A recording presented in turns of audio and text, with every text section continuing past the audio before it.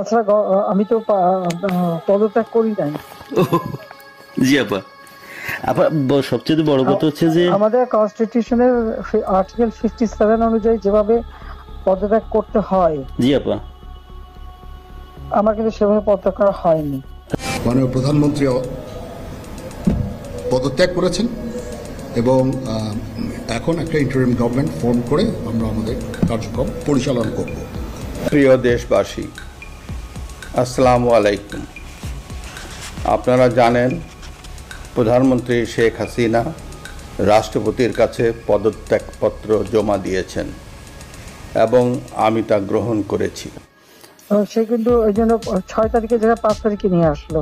Last ফেলে আমি ক্ষমতা থাকতে চাই না, কিন্তু তখন আমার একটা সিচুয়েশন হয়ে গেল যে আমার সিকিউরিটি যাওয়ার এগুলো বাধ্য হয়ে তখন আমাকে সরে যেতে হলো গণভবন থেকে,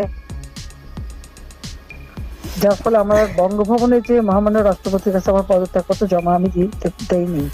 জি আপা, কাজে আমার কিন্তু পদত্যাগ হয়নি। আমি কিন্তু এখনো বাংলাদেশের constitutional prime minister, elected prime minister.